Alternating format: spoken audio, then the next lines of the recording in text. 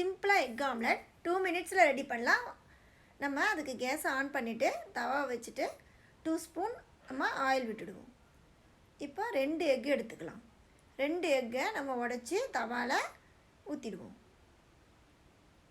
ஊற்றிட்டு இது ஒரு 3 செகண்ட் லைட்டாக வேகட்டும். வெந்தப்புறம் நம்ம கொஞ்சமாக சால்ட் போட்டுருவோம். கொஞ்சம் பெப்பர் தூள் எடுத்து அதே மேலாப்பில் தூவிடலாம்.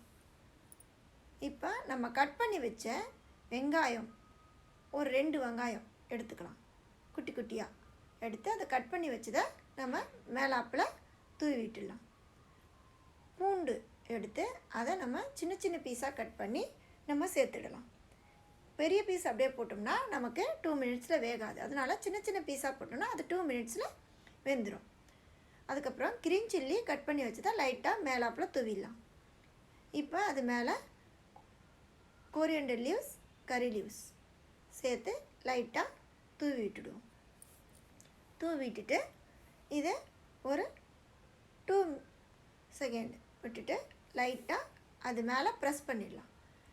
நம்ம ப்ரெஸ் பண்ணும்போது திருப்பி போடும்போது அது வெளியே வராமல் இருக்கும். அப்போ தான் இப்போ நம்ம வெந்துடுச்சு. இப்போ திருப்பி போடுவோம். திருப்பி போட்டு ஒரு 2 செகண்ட் வெயிட் பண்ணலாம்.